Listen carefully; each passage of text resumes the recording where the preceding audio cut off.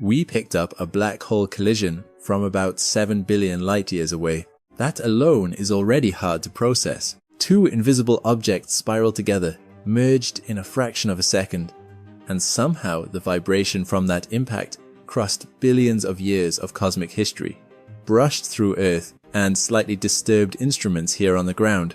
But that is not the strangest part.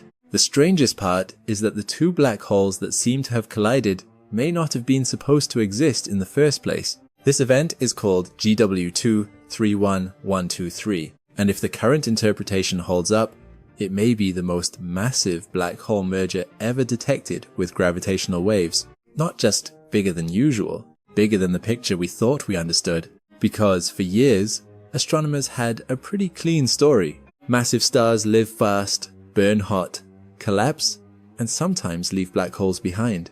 And in that story, there is supposed to be a rough range of masses where black holes should be much harder to make. Not impossible in the cartoon sense, but difficult enough that nature was expected to leave that shelf relatively sparse. Then this signal arrived, and suddenly, that missing shelf may not be so empty after all. The signal itself lasted only a fraction of a second. Not a movie, not an image, not even a flash. Just a tiny change in the shape of space-time, picked up by detectors built to measure distortions smaller than almost anything human intuition is built for. That is what makes this whole story feel unreal. We did not see these black holes. We heard the bruise they left in the fabric of the universe, and once the signal was confirmed as real, the next question was obvious. How big was the thing that made it? The answer was ridiculous. The best fit models pointed to a final black hole of around 225 times the mass of our Sunday.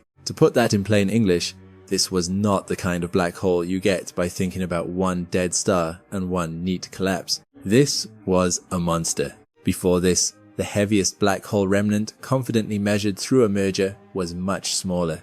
So even before astronomers got to the deeper mystery, this event was already record-breaking. But record-breaking was only the first surprise.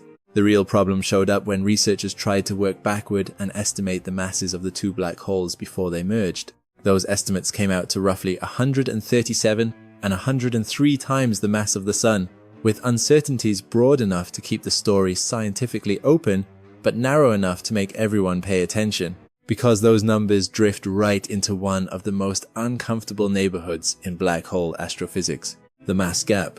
Now, if you hear the phrase mass gap, it sounds technical, but the idea is actually very simple.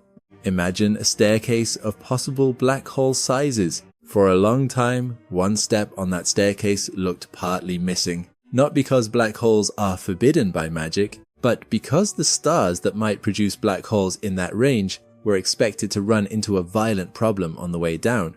Very massive stars do not always die cleanly. In some models, when stars get into a certain mass regime, the physics inside them becomes unstable enough that the star can blow off huge amounts of material, or even tear itself apart so completely that it does not leave behind the kind of remnant needed to make a black hole in that middle range. So the old picture suggested a rough rule. Below this zone, you can make stellar black holes. Way above it, you are in another category entirely. But in the middle, nature should struggle. That is why GW 231123 matters, because if these mass estimates are right, then we may not be looking at one awkward black hole in the gap. We may be looking at two, and then they collided, which means this is not just a weird object. It is a weird object pair, a double violation. At this point, there is an obvious rescue idea. Maybe these black holes were not born that big. Maybe they grew that way. In other words, maybe each one was the product of earlier black hole mergers. Smaller black holes merge, form a heavier black hole, then that heavier black hole survives long enough to merge again. Cosmic recycling, cosmic stacking, black holes making bigger black holes, and that is not some desperate fantasy. Researchers do think hierarchical mergers can happen, especially in crowded environments where many black holes are trapped together, like dense star clusters or perhaps the disks around active galactic nuclei. So, for a moment, the puzzle seems manageable.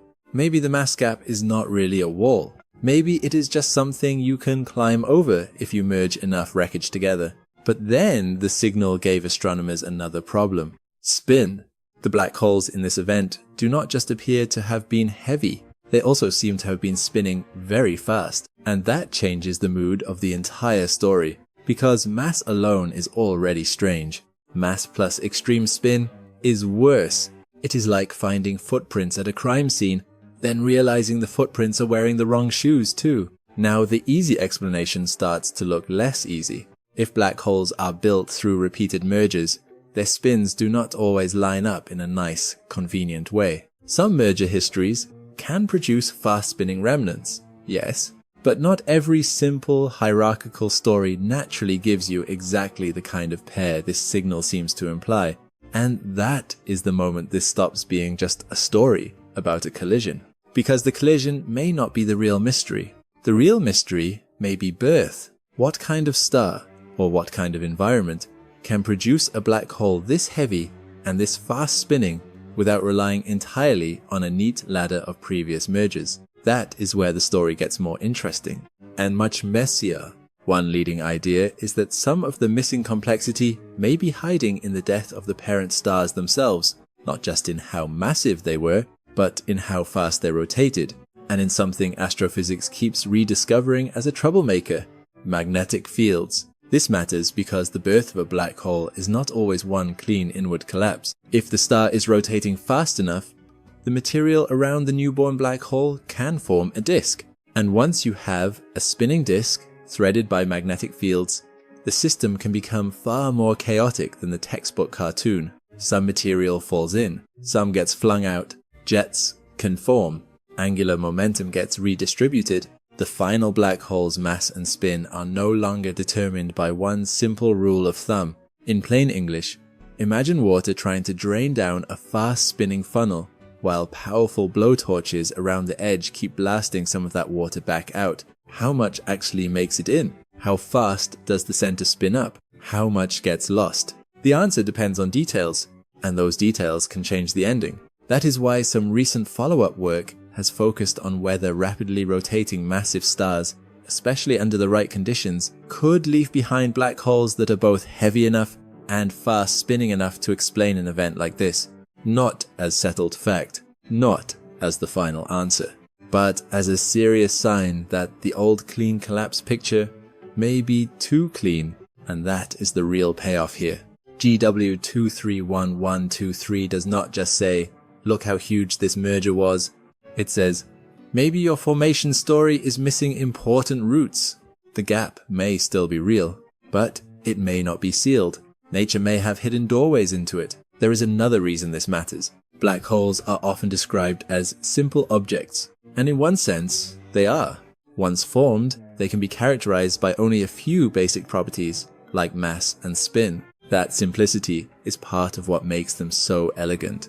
But simplicity at the end does not mean simplicity at the beginning. A black hole can look simple only after the violence is over. That is such a beautiful scientific trap. We see the final object and assume the path to get there must also have been clean. But the universe is under no obligation to produce simple outcomes through simple histories. Sometimes the final thing is tidy, and the birth was chaos. If that sounds abstract, here is the human scale version. For billions of years, two objects moved through deep space, carrying inside them a formation history we still do not fully understand. Then, in less than a second, they merged.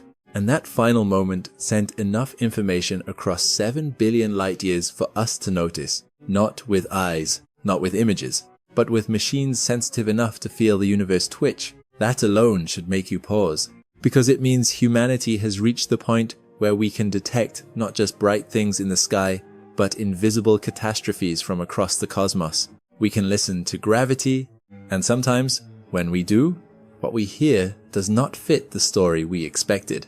There are still open questions here. The mass estimates come with uncertainty. The exact spins are still being interpreted through model comparisons. And multiple formation channels remain on the table, including hierarchical mergers, stellar collapse pathways, and even more exotic possibilities explored in the literature. So this is not the part where science pretends the case is closed, but that uncertainty is not a weakness in the story. It is the story. Because this is what real discovery looks like. Not a smooth reveal, not a perfect answer. A clue arrive. It breaks something. A replacement explanation appears. Then that explanation starts breaking too, and little by little, the universe forces you into a bigger picture. So the next time you hear someone say, black holes are simple, the honest answer is yes and no. Yes, the final object can be mathematically spare, but the route that builds it may involve unstable stars, violent mass loss, rotation, magnetic turbulence, repeated mergers, dense cosmic environments, and histories we are only beginning to decode. That is why GW 231123 is so compelling. Not because it gave us a neat answer, but because it exposed a clean rule and made that rule look less secure. It turned a black hole collision into a theory problem. And that is when astronomy gets really interesting. Somewhere out there may be many more objects like these. More black holes hiding in the range we once thought nature would struggle to fill. More mergers that will force us to redraw the map. More signals already moving through space right now, on their way toward detectors that do not even know what is coming yet. And that may be the deepest feeling this story leaves behind. The universe did not just produce a giant collision. It may have exposed a blind spot in how we think giant black holes are born. The crash was spectacular, but the existence of the black holes may be the bigger event. Because sometimes the most important discovery is not that something happened, it is that reality built the participants anyway, even when our cleanest picture said it probably shouldn't.